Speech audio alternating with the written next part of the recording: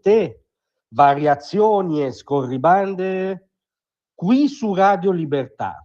Allora una delle accuse, ma dei luoghi comuni più appunto diffusi e strillati dal fronte delle anime belle contro Donald Trump è sostanzialmente quello di essere un bieco affarista, di mettere in piedi comitati immobiliari, no? Non operazioni geopolitiche o tantomeno di pace, di agire sempre solo per l'interesse nel senso più gretto del termine, perseguire interessi economici autoreferenziali e via dicendo. Questa caricatura, no, dell'orco col ciuffo ha poi una sua traduzione reale, riferito invece alla tradizione della destra americana, nel senso che Trump tendenzialmente mostra di più o un'attitudine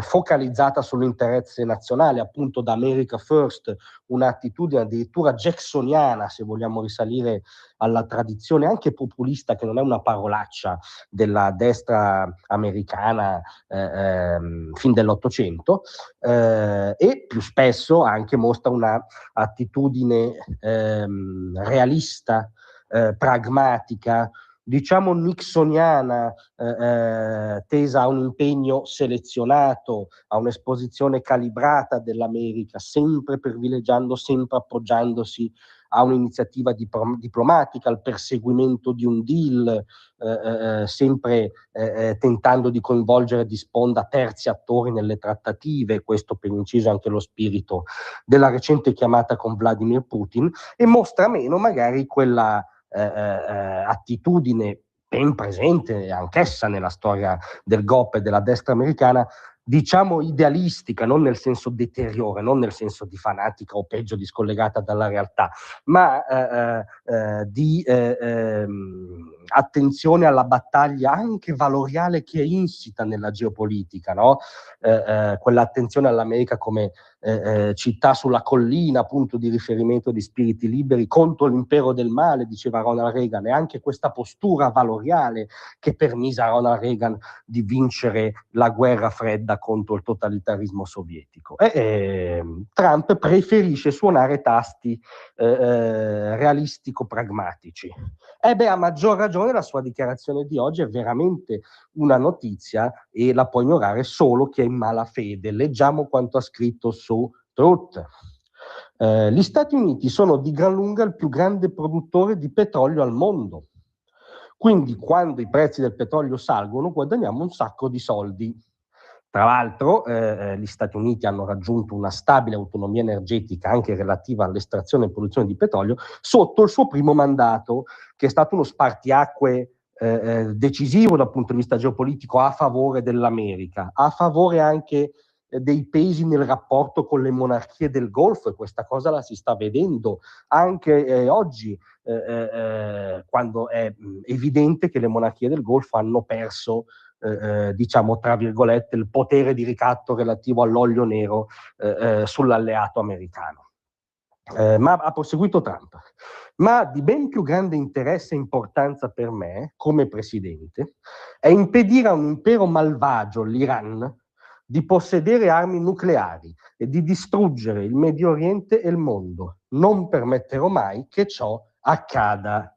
Eccola una dichiarazione di principio dall'altissima temperatura valoriale, un'individuazione di priorità che dice più che il costo del petrolio, che è mio interesse salga, essendo io il principale produttore, essendo autonomo dal punto di vista energetico, essendo esportatore di petrolio, ma io non essendo sempre solo il volgare affarista che dite voi, dico che più di quello conta l'impossibilità che una incarnazione contemporanea dell'impero del male abbia armi nucleari. E allora qui bisogna decidersi.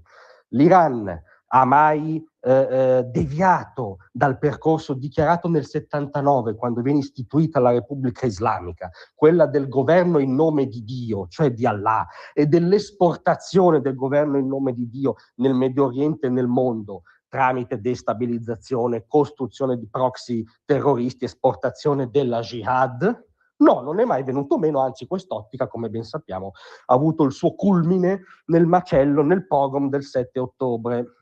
e non è mai venuto meno della sua retorica contro il grande Satana americano come nemico principale, e non è mai venuto meno a quella che è una missione dottrinale, esistenziale per gli Ayatollah, quella di cancellare lo stato degli ebrei dalla carta geografica. Nello stesso tempo gli Ayatollah sono mai venuti meno dalla loro volontà di costituirsi potenza nucleare, quindi dotata di una bomba in grado di realizzare quegli obiettivi apocalittici di cui sopra, sparizione di Israele in primis, tutt'altro, perché anche a Ginevra, nell'ultimo giro di deal, di tentativo di dialogo trampiano, i negoziatori iraniani, quindi in teoria, cioè non i Pasdaran, la parte dialogante almeno nella rappresentazione del regime, aveva detto chiaro e tondo agli inviati americani di avere già arricchito nucleare per 11 testate nucleari, di non avere nessuna intenzione di rinunciarvi e anzi giudicare un loro diritto inalienabile ottenere queste testate nucleari ed eventualmente usarle. Quindi un impero del male islamista esportatore di terrorismo che ha sempre dichiarato di voler cancellare Israele e incendiare il mondo, stava arrivando per sua stessa dichiarazione alla possibilità di avere effettivamente l'arma nucleare.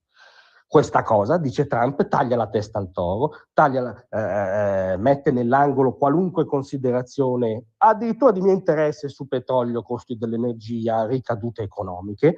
È una questione che il mondo libero non può permettersi, io non la permetterò.